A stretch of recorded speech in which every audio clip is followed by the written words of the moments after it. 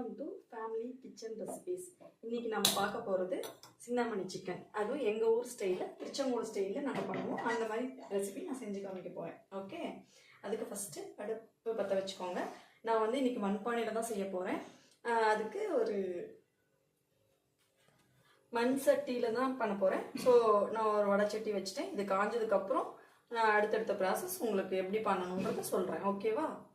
அதுக்கு ஒரு 4 table spoon தேங்காய் எண்ணெய் ஊற்றிக்கோங்க.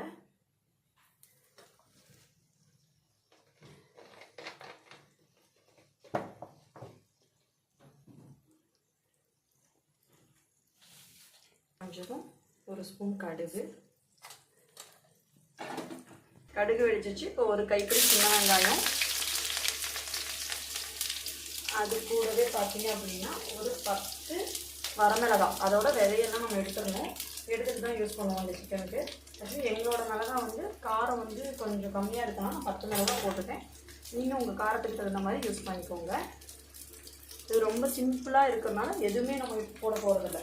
வெறும் வெங்காயம், மிளகாய், கருவேப்பிலை, உப்பு, மஞ்சள்தூள், இவ்வளோதான்.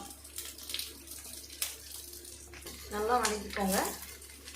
ஒரு வெங்காயம் வந்து அப்படியே ஒரு கண்ணாடி பதம் அந்த ரேஞ்ச் வரும்போது நம்ம வந்து சிக்கனை சேர்த்துக்கலாம். நான் 1/2 kg சிக்கன் எடுத்துக்கேன். அது சின்ன சின்ன பீஸாகவே வெட்டி வச்சுருக்கோம். ஏன்னா சின்னமணி சிக்கனுக்கு சின்ன பீஸாக இருந்ததுன்னா கொஞ்சம் அது ஸ்பைஸியாக இருக்கணும். நல்லா காரமாக சாப்பிட்றவங்களுக்கு அது நல்லாயிருக்கும். நாங்கள் கொஞ்சம் காரமும் கம்மி தான். ஸோ அளவாக நான் மிளகாய் போட்டுக்கேன். அவங்க உங்களோட காரத்துக்கு தகுந்த மாதிரி நீங்கள் சேர்த்துக்கலாம். இப்போ நான் இது ஒரு மிக்ஸ் பண்ணேன்.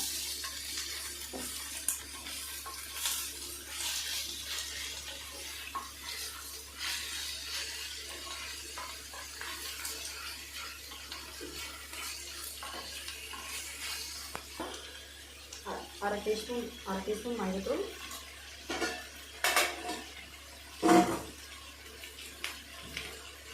ஒரு டீஸ்பூன் அளவுக்கு போட்டுக்கோங்க.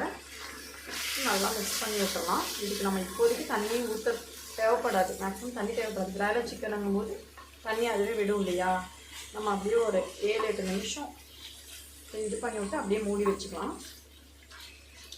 அது அந்த 7-8 நிமிஷம் இருக்கட்டும். அதுக்கப்புறம் நான் என்ன பண்ணுன்றது உங்களுக்கு சொல்கிறேன். ஒரு தக்காளியை வந்து இதில் மேலே நல்லா இருக்கிற தக்காளியை பார்த்து, நல்லா கொலன்னு இருக்கிற தக்காளி பார்த்து புழிஞ்சு விட்டுக்கோங்க. எகைன் வந்து ஒரு 10 மினிட்ஸ் மேக்ஸிமம் வெந்துச்சு அப்படின்னா நமக்கு ஓகே. நீங்கள் மிதமான சூட்டில் வச்சு ஒரு 10 நிமிஷம் வணக்கி விட்டுக்கோங்க. வணக்கினீங்க அப்படின்னா நமக்கு சிந்தாமணி சிக்கன் ரெடி. இவ்வளோதான் இதோட ரெசிபி. கடைசியாக உங்களுக்கு முடியும் போது எப்படி இருக்குன்றதை நான் காட்டுறேன்.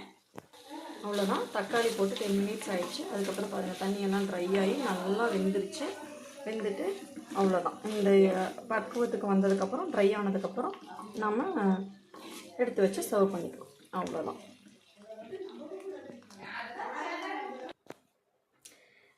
சிந்தாமணி சிக்கன் ரெடி ஆயிடுச்சு. இது ரசத்தை கூட வச்சு சாப்பிட்டிங்கனாலும் நல்லாயிருக்கும். அப்படியே நீங்கள் பெரட்னாப்பில் சாப்பிட்டாலும் நல்லாயிருக்கும். தயிர் இந்த மாதிரி எதுக்கு வேணாலும் வச்சு சாப்பிட்டுக்கலாம். நல்லா ஸ்பைஸியாக நல்லா இருக்கும் சாப்பிட்றதுக்கு. சளி பிடிச்சிச்சுனாவோ அந்த மாதிரிலாம் இருக்கும்போது கூட நம்ம இதை சாப்பிட்டுக்கலாம். ஓகேவா? நீங்கள் சாப்பிட்டு பாருங்கள். உங்களுக்கு பிடிச்சிருந்துச்சு அப்படி செஞ்சு பாருங்கள். செஞ்சு சாப்பிட்டு பாருங்கள். பிடிச்சிருந்தா ஷேர் பண்ணுங்கள், லைக் பண்ணுங்கள், கண்டிப்பாக சப்ஸ்கிரைப் பண்ணுங்கள். தேங்க்யூ.